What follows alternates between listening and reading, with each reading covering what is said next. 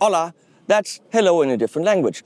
So I'm here at Thomann, and we wanted to do a really cool 70th anniversary video.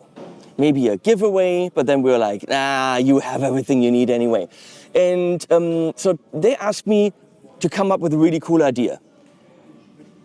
They asked the wrong guy. I don't have cool ideas. I make review videos, so I didn't have one. And then I talked to my friend Stefan in the content division. He's behind the Thomann website. Hey, Stefan. And he had a cool idea. He's like, why don't you look at 70 years of gear?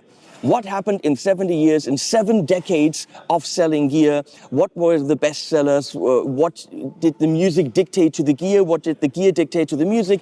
And the evolution of the instruments that were sold. And Thomann has been part of that for 70 years, which is technically since the 50s. Now, that video would require a lot of research, right? Well, I'm lazy. So I thought, let's give this to ChatGPT. But here's something you don't know. I'm so lazy, I didn't even want to do that. So I had my own ChatGPT input prompter doing that for me. That's how fucking lazy I am. And I had this guy. Hello. Carlos Asensio from the little channel Guitarra Viva. That's how you say that in Lithuanian. Do a ChatGPT script for us about the best-selling gear of the last 7 decades. Based on what we see, it looks correct, right? When we look at the instruments, we're like, that checks out. Yes. Moog in the 70s, that checks out. That in the, I'm not gonna spoil it. It looks to be okay. Whenever in this video we think it's like, that's a little bit weird, we're gonna comment on that. We're also gonna look at Thomann sales numbers from 97 and what the actual bestsellers were. But let us take you on a tour through the shop and see if we can find some of these mythical instruments that they've been selling for 70 years that defined music history. So we're going to jump right into the 50s to the 60s. And this isn't what I think happened. This is what an AI thinks based on internet research, what happened. So I'm actually going to read the ChatGPT text verbatim. It's going to be interesting. Strap in. It's interesting times, right? That's where we're getting our facts from. Wow. The 1950s marked the beginning of a seismic shift in popular music with the advent of rock and roll. Rock and roll! This era saw the blending of rhythm and blues with country and western music. Ready? Creating a new, energetic sound that captivated young audiences. Pioneering artists like Elvis Presley and Chuck Berry brought the electric guitar to the forefront, even though Elvis didn't actually play electric guitar or any guitar. He just held the damn thing, but okay. Making it the defining instrument of rock and roll. I mean, that is true. The saxophone and piano also played significant roles, contributing to the upbeat and danceable rhythms of the time. The rise of rock and roll demanded more powerful amplifiers and electric instruments to match the exuberance and energy of live performances. There was never any amplifier a bestseller. Well, of course not. So the popular styles were rock and roll, jazz, and blues. Jazz popular in the 50s? Maybe. So, the key instruments were electric guitar, saxophone, piano, and drums. That checks. So, the most popular songs, or groups. Elvis Presley, Heartbreak Hotel. Electric guitar, Gibson J200, okay. Chuck Berry, Johnny B. Good. Ray Charles, What I'd Say, piano, Wurlitzer electric piano. The Beatles, I Wanna Hold Your Hand. Well, now, yeah, that sounds good.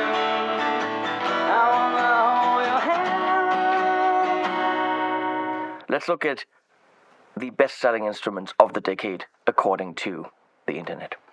So, one of the best-selling instruments in the 50s and 60s was this thing called we call the Stratocaster in Germany.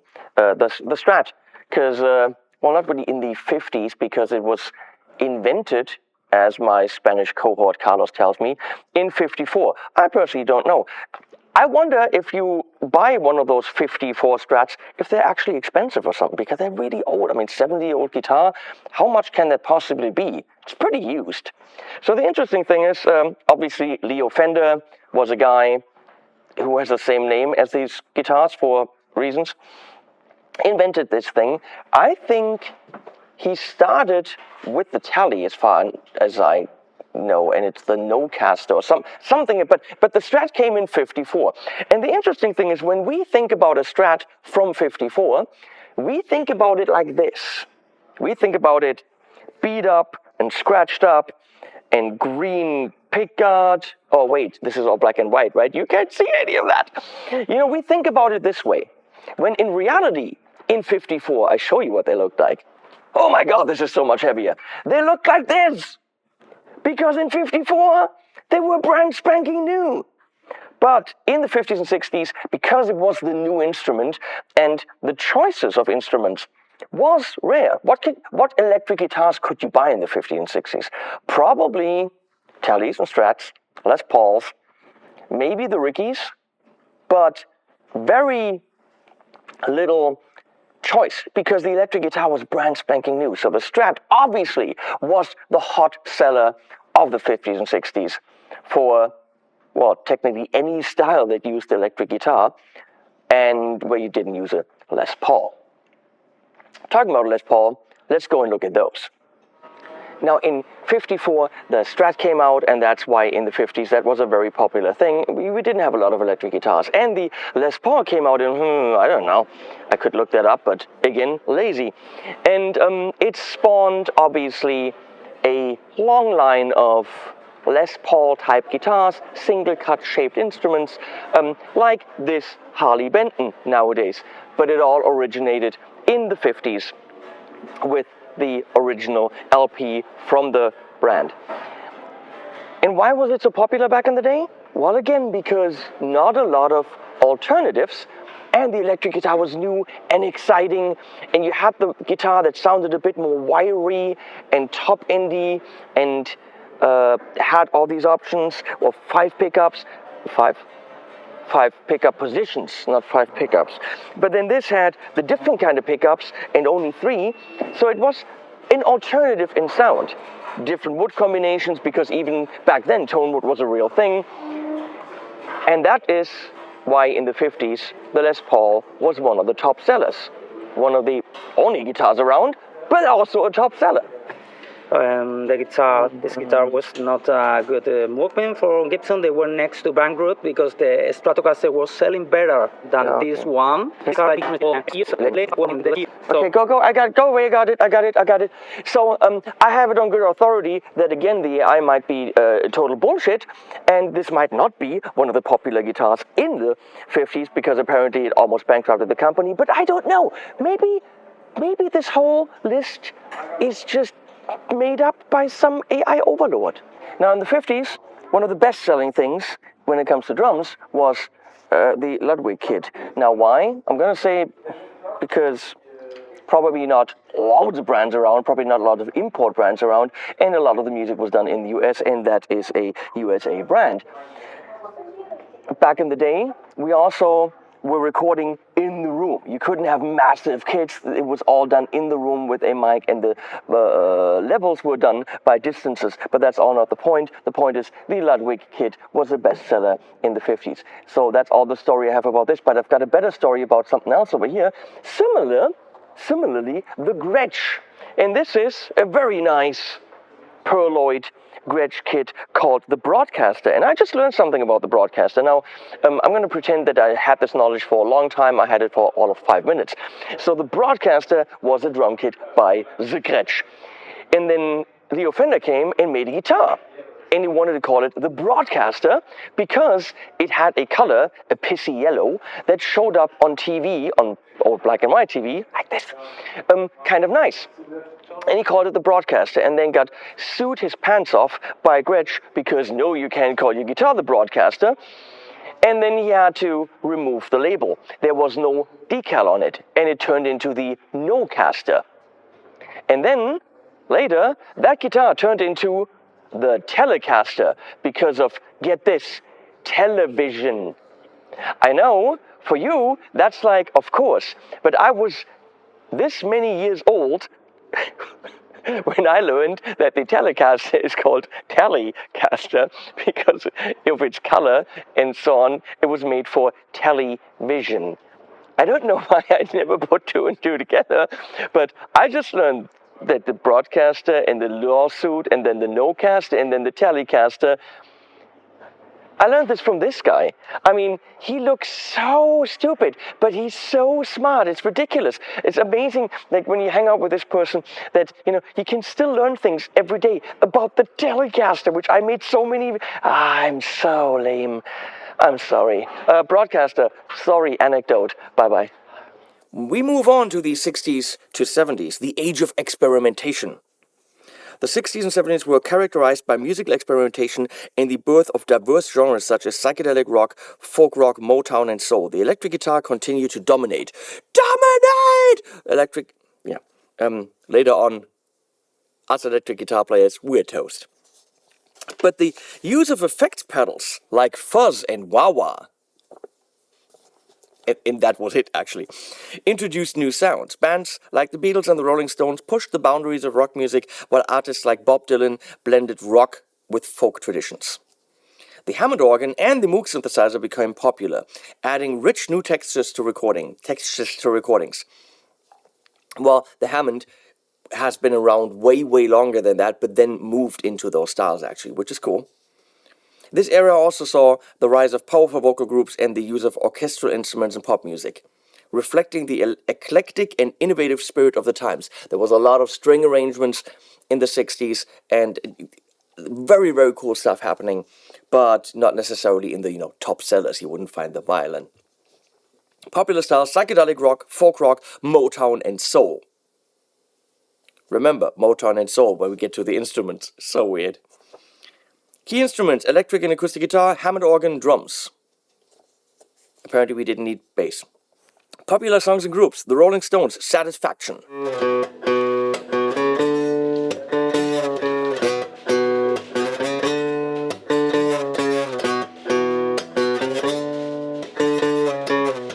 The Beatles, Hey Jude, piano.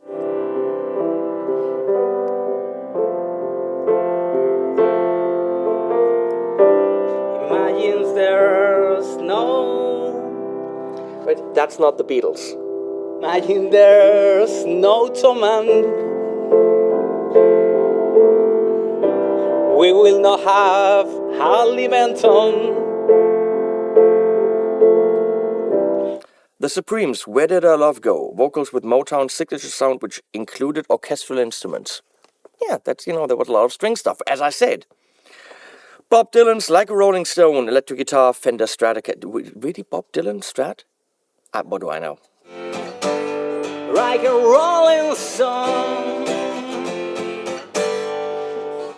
So let's look at some of the best-selling instruments according to this crap. So the 60s, psychedelic rock was a thing, and folk rock, which is rock but also folk, and Motown and soul. And our friendly AI tells us that the Telecaster was one of the best-selling instruments. Now, technically, we're looking at sales numbers. Is that really true? I don't know. We're going to have to go with what the magical, mystical overlord AI tells us. And AI tells us in the 60s, the Telecaster was better selling than the Strat. I can't imagine that. Motown and funk and soul. We're looking at 335s. We're looking at Strats, but Tellies? Now, of course, Tellies as a country instrument, 100%. And other styles too, maybe a funk thing, but I just in my head when I'm thinking of the videos of the bands playing these styles, I don't see a telly. Yet, AI tells us it is so we're going to go with it, because when has AI ever been wrong, right? Obviously, later on, as my friend Carlos told me, there's a guy called The Boss, something about Springsteen, who, you know, only played these, and many other people. You can play punk with these. You can play, of course, country. You can even metal with them. Now the Tele has become a guitar that can do anything in different styles, in neck throughs, in different pickup configurations. But of course, the originals looked very much like this, in an ugly, pissy kind of butterscotch, which you can't see because we're still filming black and white. There are sparkle versions. There are Brent Mason versions. There are sunburst versions. There are as many Tele variations as there are grains of sand in the universe. I don't know what I'm saying. I wish the camera would turn off right now because it just keeps rolling while I babble about the best-selling instruments of the 60s.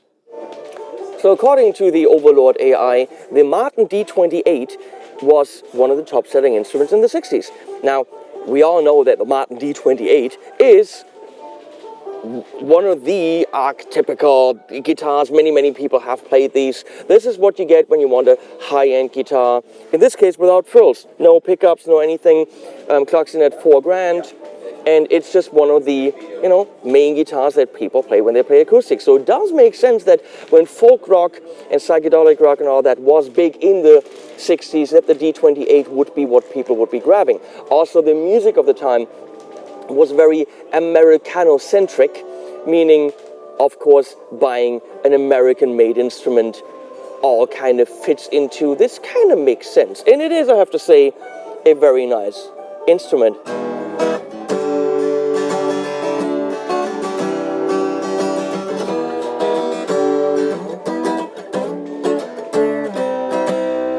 It's also not fully in tune right now. But when you spend that much money, why tune, really? I mean, it kind of, should tune itself.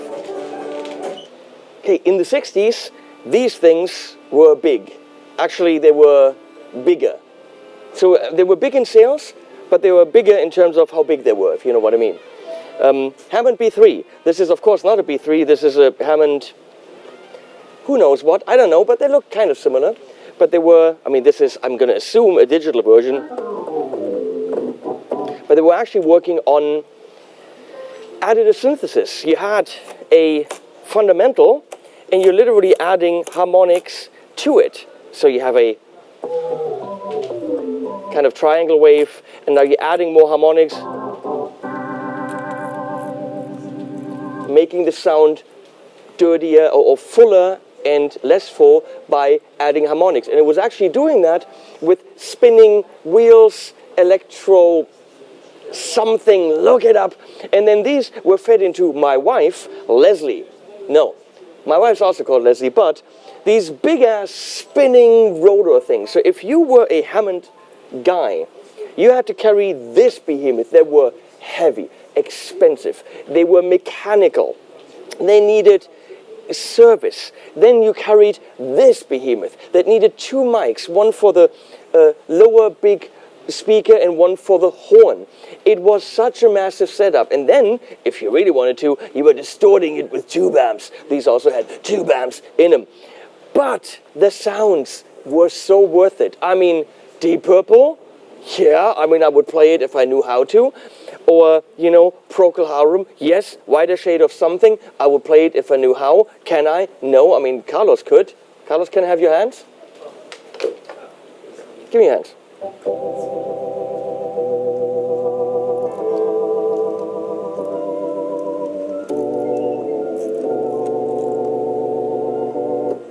Apparently that's the song. So these were, and still are, the Hammond is not a piano. It's not a whatever keyboard. It is its own instrument. It is a keyed instrument, but it definitely put its mark on music history. My favorite band, Hanson, loves to add Hammond to everything. There's a band called Niacin with Billy Sheehan, Dennis Chambers, and can't remember the name of the organ guy anymore. Niacin is actually a vitamin, which is, guess what? B3! Ha! How amazing! So, why am I so hyped? I don't know. B3 was big in the 60s, that's what I'm trying to say. Now we're moving to the 70s to the 80s. So, the 70s. The disco and heavy metal explosion. Finally! We're coming! The 70s brought the infectious groove of disco, disco, with its reliance on rhythmic bass lines, string sections, and the iconic four-on-the-floor beat. It makes sense. Bands like ABBA and the Bee Gees popularized this dance-oriented genre, which required sophisticated studio production techniques and electronic instruments. At the same time, the raw energy of punk rock and the heavy riffs of metal bands like Black Sabbath, but what else in the 70s? That's how it started. contrasted sharply with disco, emphasizing aggressive guitar sounds and simpler, more direct production styles. The synthesizer became a staple in both disco and emerging genres like new wave, which dominated the early 80s with artists like Depeche Mode. However, synthesizers also in rock music, and that was progressive rock. And there was quite a bit of it in the 70s. I mean, can you say Rush? Can you say Yes? And so on, and Genesis. So, the internet doesn't know. Popular styles: disco, punk rock, heavy metal. What about prog? Fine. Heavy metal. Also rock. I mean, Purple, come on. As in Deep Purple. Key instruments, I cannot say, I studied it and I can't say it. Synthesizer, electric guitar, electric bass. Apparently we don't need drums anymore. Popular songs: Led Zeppelin, Stairway to Heaven.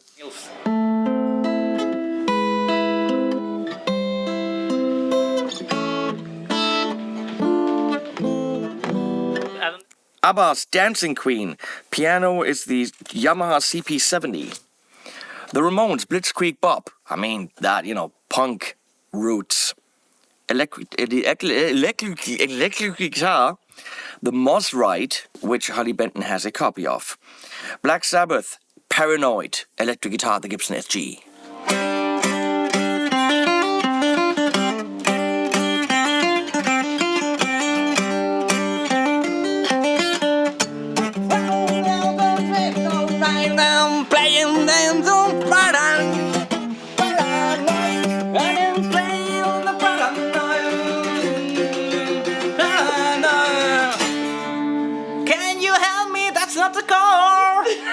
And let's now actually look at the best-selling instruments of that decade.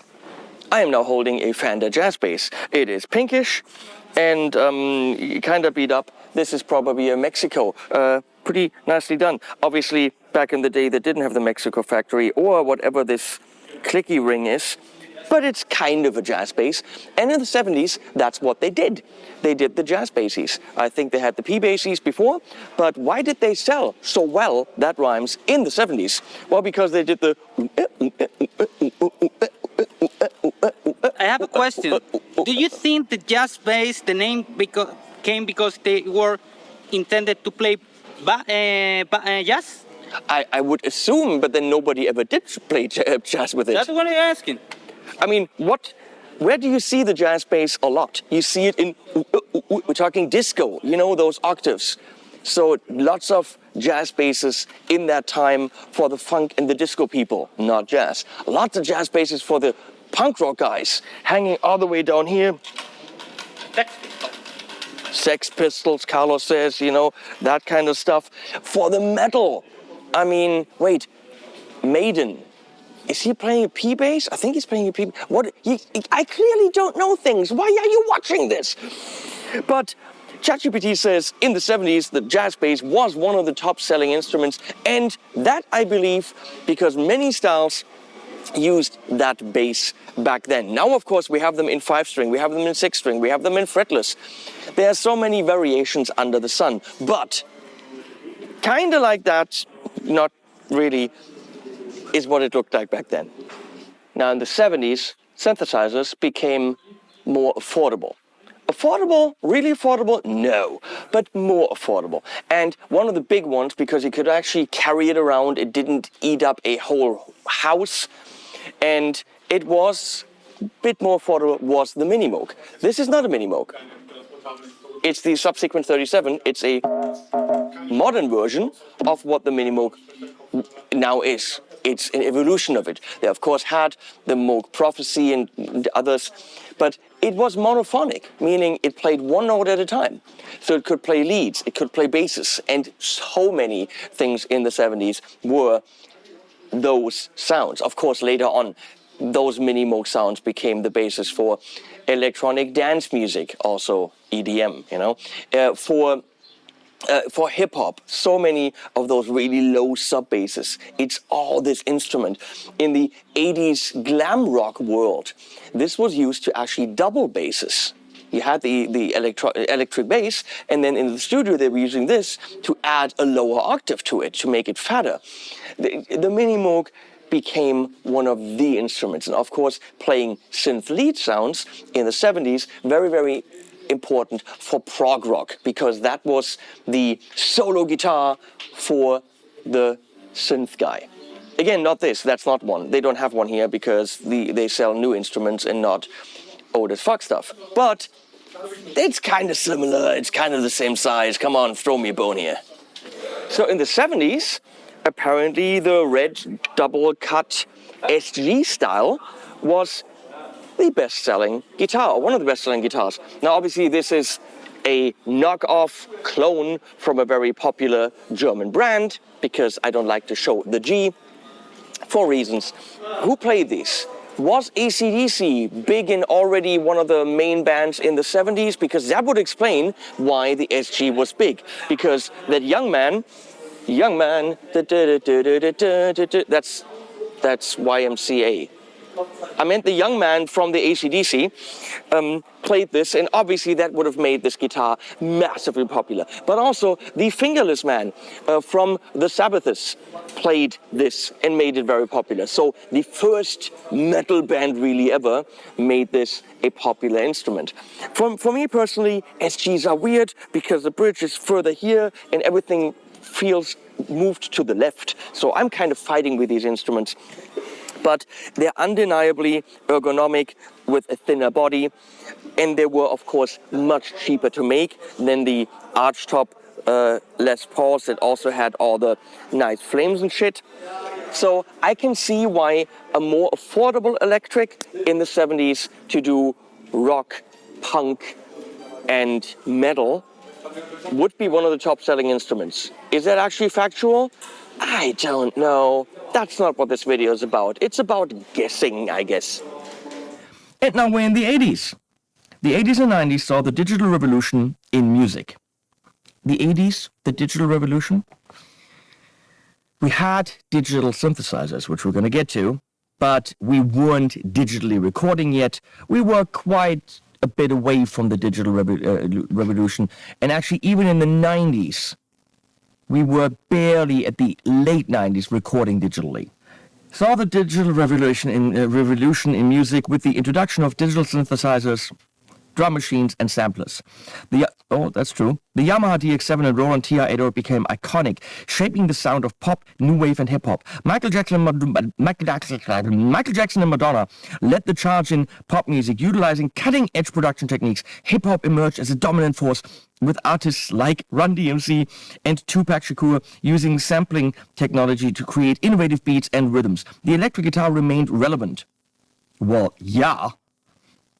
With the rise of glam metal and grunge bands, we're not in the 90s yet, each defining their unique sound with distinct guitar tones and production styles. Popular styles in the 80s, new wave, hip-hop, and glam metal. Also hard rock and normal metal and, Bon Jovi, Halloween, all that stuff. It's just that, no thanks. Key instruments, synthesizer, drum machine, electric guitar. Popular songs, groups, in the 80s, we know. Michael Jackson, Thriller, using the Mini Moog. Steve Lukather, the electric guitar and shit like that. And Thriller, didn't that have Eddie playing on it? Madonna, Like a Virgin, using the Roland Jupiter 8. Run DMC, Walk This Way with the drum machine TR-808 analog drums. Guns N' Roses, Sweet Child of Mine.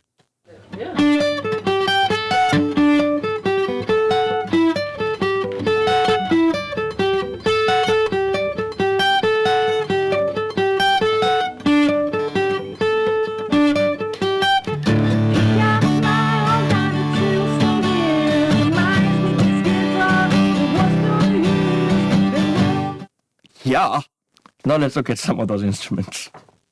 We're talking 80s, and it's not a bestseller, but Carlos is being an idiot right now, sporting a guitar. What is more 80s than this shit? Well, I'll tell you what's more 80s. Come over here. We don't have one here, and I don't even have a Yamaha. I don't even know where the Yamahas are. I don't know.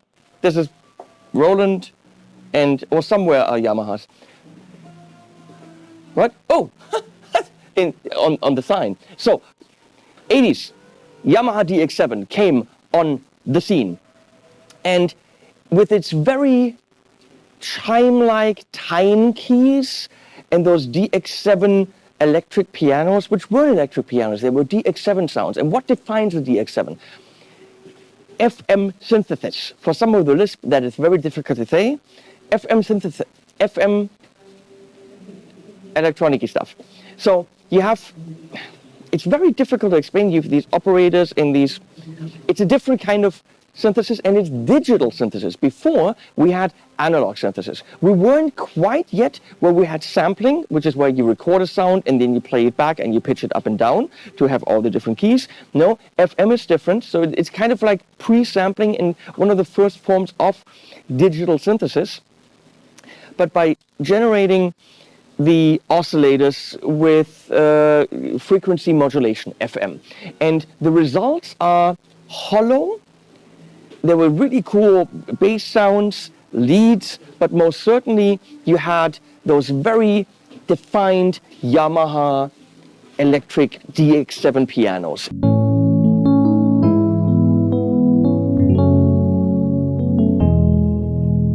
And that is all over the 80s. Phil Collins and the Michael Jacksons and literally everyone, where you hear those keys in the 80s, it's a DX7. And we still love those, and those are still sampled now. There's nothing DX7-ish out now. I think they just released something last year, 2 years ago. I had the FS1R, which was a rack version of an FM synthesizer from Yamaha, but you don't want to know about that. Yamaha DX7 that's the point. That's big. It's sold. Now in the 80s, one of the top-selling guitars, according to the AI, is the Ibanez RG. And that kind of checks out, but it also doesn't, because I'm thinking the RG came onto the market a little bit later in the 80s, and I'm thinking probably what best-selling guitar of the 80s RG stands for is Super Strat. So in the 80s, I mean, this is of course a gem, but I'm picking it because it's very pink, and this kind of represents the 80s. So I think the gem came on the market in 87, if I'm not mistaken.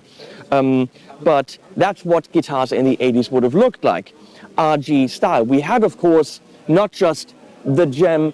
The RG really made it into many different shapes. Now it's a tinier one, but that's a Paul Gilbert tiny one. Then we have, you know, that's also an RG. Wouldn't have looked like that in the 80s, but I'm thinking what the AI wants to tell us is that Super Strats were the guitar of the 80s. And was that because of Ibanez's reign? No, I'm thinking it was because of something else. I'm thinking it was because of these types of things. These modded things that Eddie started. He took a Strat, put a humbucker in it, and a Floyd, and that turned into the Super Strat, which then Ibanez turned into something much prettier than that crap, and they made them kind of having humbuckers and Floyds and locking from the factory. You know, that's just all me guessing, because I haven't looked that up, I haven't researched that. I really am guessing what happened, and that's all I can tell you. But these types of guitars you would have seen in the 80s, and I'm thinking that when it says, oh, the Ibanez RG was the best-selling guitar, what it means is in the 80s people were playing Super Strats, and I think we should be happy with that fact because it's true. So the thing that defined the rhythm in the 80s, the rhythm of the 80s, when it comes to pop music, and most certainly Sir Jackson, Michael, is, well, not this, because that's a cheap China Behringer ripoff, I think, but it's the 808. It is a drum sampler doing analog drums, and you had these sequencers built in where you could do,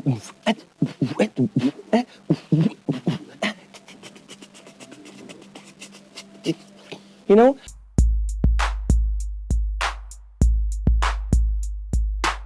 Oh, look at this. This is a tiny 808. There's a TR8. Look, Rodent made it. That's the official company. But the tiny version of it, how cute is that? Huh? You can even take this out, and you know what? And you can buy it at Thomann. Oh, you can even put it up. So we have so many variations of the 808 now. With there's an RD9, that's a bigger version. Look, with compute. Oh, so look in this. These are all spin-offs of the original 808 idea. We all know the 808 hi-hats. We know the 808 kick and snare. These are instruments like, oh, I used a violin. I used an 808. Is it drums? Yes, but it's a very specific kind of drum that defined the 80s.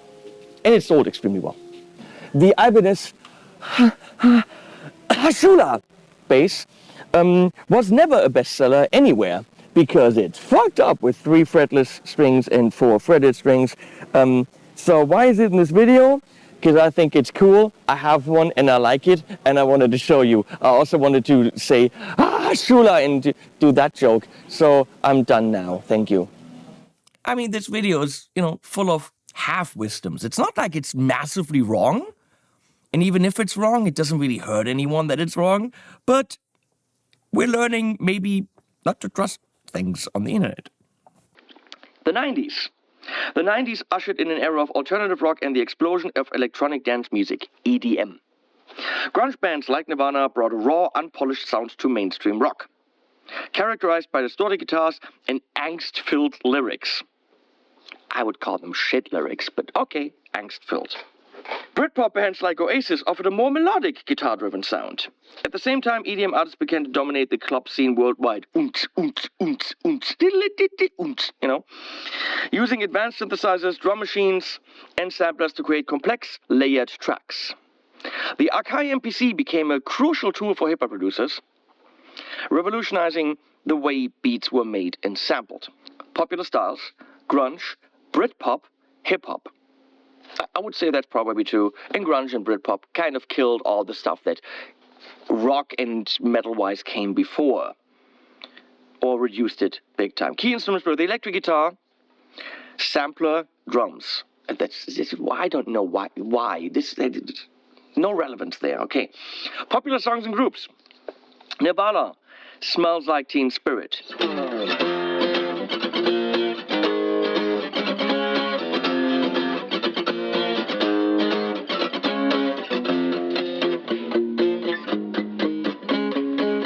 Oasis, Wonderwall.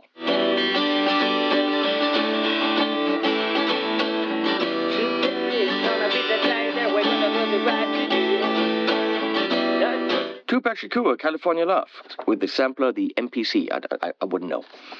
And Radiohead's Creep, says Fender Telecaster. We're going to have to believe that, I guess. So let's look at some of those instruments. Now, a good friend, the AI, says in the 90s, the Fender Jaguar was one of the top-selling instruments. Oh, no. No. I call humbug on that. Of course, in the early 90s, Mr. Cobain played this in the big hit from Nirvana, which was called something about the baby, I don't know. But that doesn't mean that all through the 90s people were buying Jags like crazy. Of course, with the insurgence, with the appearance of grunge, people were playing more traditional instruments again, and not the pink super strats from the 80s. But they were playing Strats, they were playing Tallys, they were playing Les Pauls. I don't think that the Fender Jag was the top seller in the 90s. I'm probably thinking some kind of single cut or Strats again. But here's the Jag, and we're going to go and claim that it was the best-selling guitar in the 90s, even though we pretty much are sure that that is wrong. Now, in the 90s, one thing that sold really big was the MPC, Music Production C. I don't know, Akai. And you know this kind of cream white box? This is a red box. This is a modern MPC, but you know these boxes with these pads where people did the drums, they looked more like these, but in cream white, but you can see that there's a, look over here, clear evolution that happened because of the MPCs of the early 90s. There were sample stations where you had your samples here. It doesn't necessarily have to be drums.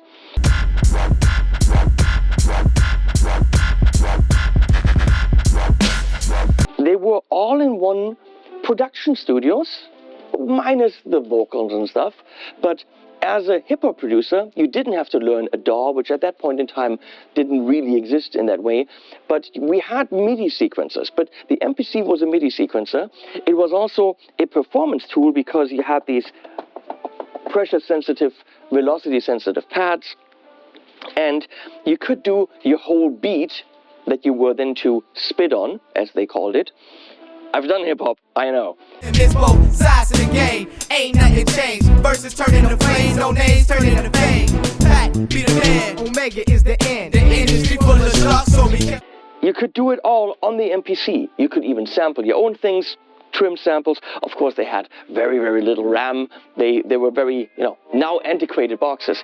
But a lot of hip-hop was done on this. And I always asked these producers, why do you prefer the MPC? And they say, well, it's got that swing that nothing else has. And swing means when you have your eighth note, not smack in the middle, so it's not perfectly quantized, but it actually is a little bit more towards the second quarter note, and therefore it kind of swings. And they said it's got that swing that nothing else can do, which of course is buhaki, because, well, it has a certain kind of swing percentage, and you could simply program that into anything else. But that's why, because of the feel of it, the MPC was super popular. It was self-contained. You could take it into the studio, dump the tracks, and then start doing your vocals. And it absolutely defined not just musically a generation, but everything after that. I mean, look around. Everything after that, as I've just shown you, is this Akai MPC Studio. The machine, which later became one of the best-selling instruments of the decade, or year at least, all stemmed from the inception of the MPC in the 90s. I just learned ridiculous things about the Telecaster, which I'll talk about. Well, no, wait. I've already talked about in this video, but I haven't actually talked about it, but you've already heard it. This is crazy shit. Okay, we're in the 90s, and the Pearl Export, even I know that name, was one of the big hits in terms of sales. Now, why? Well, it's a entry-level drum set at a pretty good quality. If you're starting to play drums, you can get some of the import brands that are, of course, around now. But back in the 90s, the Pearl Export was the kit to get for the kid. And why did kids start to play drums in the 90s more than in other decades? I have no idea. Was it grunge? Because now all of a sudden you didn't have to be the virtuoso and you could just beat the shit out of the kid. Not the kid that plays the kid, the actual kid, if you can follow me. Here we have it in black, boring as. It also comes in white and some chrome and some blue, but the Pearl Export has been around for a long time, and it's a staple in the industry as a high-quality entry-level kit, and that's why it dominated the 90s, according to the AI. Now, in the 2000s, some of you might actually not have been alive. Wow. No, I don't have the viewers that young. You were all alive. The 2000s and 2010s saw the full embrace of digital technology in music production. Yes. DAWs, DAWs, digital audio workstations, recording on a computer for, the layman, like Ableton Live and software synthesizers, that's true, VSTs, virtual synthesizer technology, I don't know, allowed artists to produce music entirely within a computer. This period also saw the rise of indie rock and pop, with bands like The Strokes and artists like Beyoncé. Indie rock and pop? Okay. Artists like Beyoncé utilizing both traditional instruments and digital tools, as we still do. EDM continued to grow, with DJs and producers like Daft Punk pioneering new sounds. True. The accessibility of music production software democratized music creation, allowing independent artists to produce and distribute their music globally without the need of major record labels. That's true. You had to go into big studios to produce music. The more digital the music became, the more you could do it at home with VSTs, because you didn't need realistic drums and orchestras and that stuff. So it was more of a level playing field where you could actually do music without mega budgets. The popular styles in the 2000s were pop punk, indie rock, and EDM. Key instruments were the electric guitar, synthesizer, and MIDI controller. Which is technically... Well, MIDI controller not as in this, but in this, maybe. Popular songs, Green Day's American Idiot. Don't wanna be an American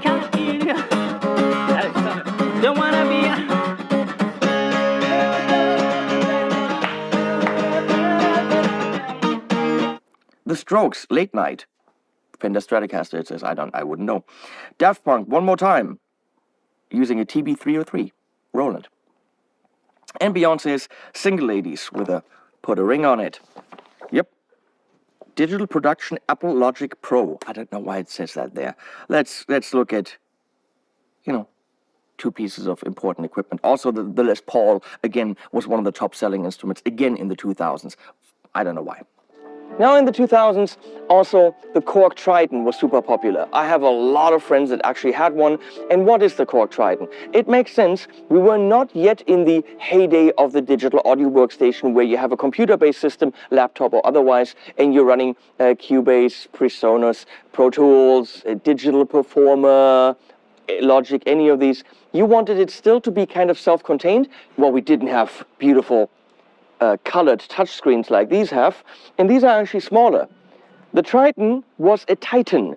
The Triton looked kind of like this. This is a Roland, and you could of course get them in 88 keys and weighted and all this, but it was a fully all-encompassing synthesizer slash workstation. So you had not necessarily audio recording, I think a bit of that maybe as well in later models, I really couldn't say, but definitely full sampling. You had loads of, you probably had some FM, not necessarily analog, but you definitely had certain, a mix of synthesis methods, but a very involved sequencer and faders. So you could do your pre-production and a lot of stuff on it with weighted keys, and you didn't have to go to a DAW and deal with a computer. You could also take your Triton then on stage and then do your performance, go home and work there. So the workstation keyboards kind of came from the Korg Triton. But of course there were others. Actually in the very early days we had the Kurzweil, gonna have to look that up, the very first big sampler that Frank Zappa used on Jazz from Hell. And Kurzweil has kind of disappeared from the scene, but apparently we've got a K2700, and that's what it kind of even looked like 30 years ago. You have faders, controls. It is way more than just a keyboard. It is a full workstation. And these still exist. People still like to work on them without working with a DAW. And I think you're going to see in the sales numbers going on from 2000, it more moving to computer-based workstations rather than all-encompassing systems like the MPC or the Triton. But since we're in the 2000s, it's still the reigning champion. Now, while in the 90s, people were using Akai MPCs for production studios, all in one, included MIDI production centers. MIDI production center, that could be the... why did I come up with MIDI production center? I might have heard that somewhere while someone was making the video earlier, I don't know. Here's an MPK, which is probably more like MIDI production keyboard. Now, people were moving to computer-based systems, so they didn't need the MPC to have everything contained with sampling inside, but they still wanted the ability to have MPC-like controls with the pads, but add the keys or other controls. So they wanted their MPC workflow, but already integrating that into DAW-based systems, DAW, digital audio workstation systems. So the Akai controller, according to the Mighty AI, was very popular in the 2000s. We're moving into the 2010s. We can actually now remember this. The era of streaming and genre blending. What? Okay. We got the 2010s, and the 2010s have been defined by the rise of streaming platforms and blending of genres. Well, the rise of streaming platforms has no bearing on what music gets made and what it gets made with, which is what this video is about. So why? Why talk about it? Pop, hip-hop, lo-fi, and urban music dominate the charts, with artists like Drake and Billie Eilish pushing the boundaries of genre and production. The electric guitar remains relevant, thank you, often used in innovative ways alongside digital production tools. MIDI controllers and DAWs are essential for creating contemporary music. I would fully agree with that. Reflecting the seamless integration of traditional musicianship and digital technology. Well, you can't get away with not knowing much and not being able to play much now. That's just where we're at. The global accessibility of music through streaming has led to a more interconnected musical landscape where influences from different cultures and genres merged more freely than ever before. Maybe. Popular styles in the 2010s: EDM, trap, indie pop. Really? Okay, we're gonna go with that. Key instruments were the MIDI controller, DAW software, that's not an instrument. Electric guitar, well, it's at least mentioned. The internet still mentions it. Popular songs and groups: Adele, Rolling in the Deep. There's a fire starting in my heart, reaching that fever pitch and it's bringing me out of the dark. Drake, God's Plan. Fruity Loops Studio. I never heard it. Tame Impala, The Less I Know the Better. Fender Squier Jazzmaster. Never heard it. We're getting to the point where I'm just too old for this shit. Billie Eilish, Bad Guy. Digital Production Apple Logic Pro. That's not an instrument, people. That's not an instrument. Also, ever heard that? I don't know. Let's look at the instruments. You kind of know where it's going.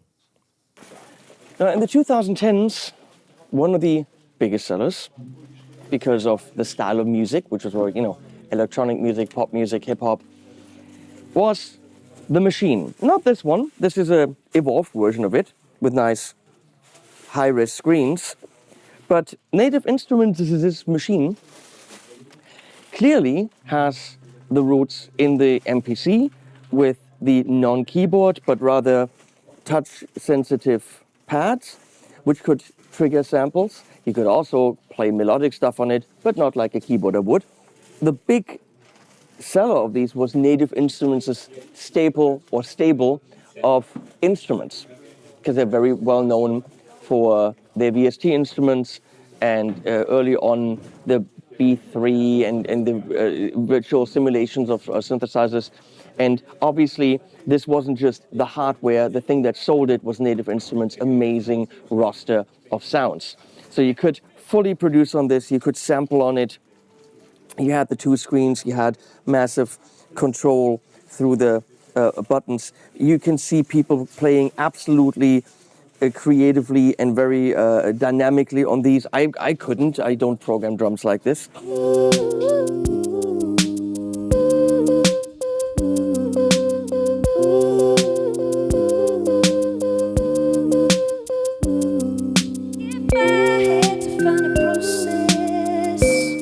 But there was a big draw of using a machine as your main interface. But they were already incorporating working with the computer, so they weren't fully standalone.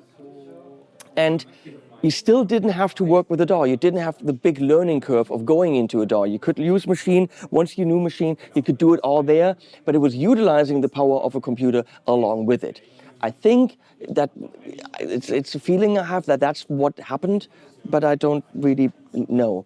And then we also have other things on the list. Wait, it says here, well, Ableton Push MIDI controller. Well, Ableton is a live looping DAW. It's a kind of a different digital audio workstation where you kind of are triggering prefabricated loops. But the Ableton Push, I don't even know if it's anywhere. That's an Akai. These kind of look, I mean, it looks the same. It's got some pads and you're really just triggering Ableton loops. It all stems from the days of the MPC, and these are highly advanced variations of it. Also, in the 2010s, apparently, Fender Stratocaster. We already talked about the Strat. The Fender Strat pops up again. And now, is this AI crazy, or is it true? I'm going to say it's true because it's the Strat. And that doesn't just mean this very single coil Strat. It could also be the HSS Strat or the HH Strat. The Strat always sells well because it's a dependable guitar. So we have the electronic music production side, but luckily still a guitar shows up, at least according to the lady from ChatGPT. Hey, look, I'm high def, fully 4K, no filters. We're now 2020s. The age of TikTok and social media influence. Again, that is not a style, but whatever. The 20s, the 2020s, have seen a significant shift in how music is discovered and consumed. That's true. Largely driven by social media platforms like TikTok. I don't even have an account. Viral trends and challenges on TikTok have propelled songs to global hits almost overnight. This era is characterized by a blend of pop, hip-hop, and lo-fi beats with a strong emphasis on catchy hooks and relatable lyrics. Artists like Olivia Rodrigo and Doja Cat have leveraged these platforms to reach massive audiences. The instrumentation in this period often includes DAW software, MIDI controllers, and digital piano, allowing for high-quality production from home studios. That's true. We can pretty much do almost everything now in a home studio environment. Almost. The influence of social media has democratized music discovery, enabling independent artists to find success without traditional gatekeepers. Which is cool, but that also allows for a lot of crap to be out there. The gatekeepers kind of made sure it's good stuff. Popular styles: pop, hip-hop, lo-fi, urban music. Key instruments are DAW software. That's not an instrument. MIDI controller, not really an instrument. An acoustic guitar. Wait, really? Really? Popular music groups: The Weeknd, Blinding Lights. Synthesizer, Prophet 5. I might have heard that. Olivia Rodrigo, Driver's License. Don't know. BTS, Dynamite. Is that K-pop, right? Digital production, Cubase. It's not an instrument. Doja Cat, Say So. Digital production, Ableton Live. I think I just listened to that because of that article. So, okay, let's look at some of the instruments, which is really interesting because there's COVID, and COVID influenced what happened in the last couple of years in terms of the best-selling instruments. Very interesting.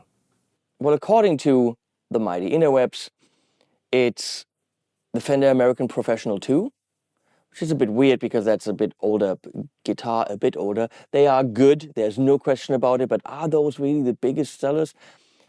Actually, it could be because of COVID. Fender had the best years ever, and that could make sense, that a lot of people bought Strats and maybe the higher end Strats. I mean, they bought the lower end Strats to start playing, but it could be. So let's say it could be the AM Pro 2. It says Novation Launchpad. Again, that's a MIDI controller for a DAW to be creative and hit buttons to trigger things in a sequencer. And it could possibly be because of COVID, people were trying to get more into home production. So why not? And then it says Yamaha P45 digital piano. And I'm thinking, that's bullshit. Why would that be? We should go downstairs and look at it. I was wrong. The Yamaha P45 was not one of those little cheapo, you can get them on Amazon for $100 keyboards. It was actually a stage piano. I don't know which one of these it is. One of them is the 145, which is the not the predecessor, the successor to it, and the other one is another one. But it looks similar to these, and that makes sense why that is already from 2020 to now one of the big hits, because what happened? Again, we had COVID, people sitting at home. Fender sold a lot of guitars to new players trying to learn, and they also sold their lesson courses and all that. But when you're sitting at home during COVID and got nothing to do, let's learn to play piano. How much money are you spending? Well, $400 or $500 is probably the limit. And then Yamaha swoops in with the P45 in a 88 weighted key format, doesn't disturb the neighbors. So it makes total sense that was one of the big sellers during the COVIDs. Will it still be a big seller in 2030 when we can look at the last decade? We don't know, but that's not the point of this video. We don't really know what the point of this video is. Back to me. So now the AI gives us sources. These data reflect general trends and are based on industry reports and market analysis. The information comes from various sources, including Grand View Research, Expert Market Research, Future Market Insights, highlighting the growth in sales of guitars, synthesizers, and digital production equipment in recent years. Additionally, the popularity of certain instruments varies depending on the dominant musical genres of each decade. Yeah, all total bullshit. So, not really part of this video, but very interesting question is, did musical styles emerge that pushed certain instruments into the market because of a style that emerged? Or were certain musical instruments developed, musicians got them in their hands, were inspired, and then those instruments defined a genre? I actually think that the instruments defined the development of music more than the development and evolution of music defined the instruments. Electric guitar always kind of was stable, but when you're looking at a 303 and a DX7, now those are very unique sounding instruments that inspired musicians and then I think coined the sound, prägen, whatever that is in English, prägten den Sound. They put their stamp on the sound of that music. Interesting discussion. Here's the most interesting thing. There is something timeless. I had Thomann look into the sales from when they were tracking digitally, which is 97 till today. There's a lot of PA equipment in there. There's lights. Best-selling things, PA equipment and lights. In, I think, 2012 or 2011, the Behringer X32 digital mixer, because it was an affordable, very feature-rich digital mixer, was among the top 3. Very interesting. In, I think, 2012, one of the first profilers, whose name we're not going to mention, guitar profilers, was one of the best-selling instruments. I can see that absolutely, coming to the market and everyone grabbing one. But throughout all this time, since 97 till today, every year among the top 3 sales at Thomann, oftentimes number 1 is what? Shure SM57. Why? Because it's a high-quality, indestructible handheld mic. Can be used live, can be used for practice room rehearsals, can play the biggest show to the smallest show, is completely independent of styles. No matter what you do, when you start, you get a €100 SM58. Did I say SM57? Yes, I meant SM58. Sorry, SM58. You're making hip-hop? Use it. Rock, metal, put it in front of a guitar cab. It doesn't matter what style you do. It doesn't matter at what level you work. You can always use a Shure SM58. And that's why, since Thomann was tracking sales, it was always among the top 3 every year. That's really interesting. And that's actual data that I have from the shop. So that's not internet stupid data, that's real data. I hope you enjoyed this. This was a lot of work and riddled with inaccuracies. But hey, whatever, we had fun. Thanks, Thomann, for commissioning this. I hope you had a good time. I'll put animals at the end.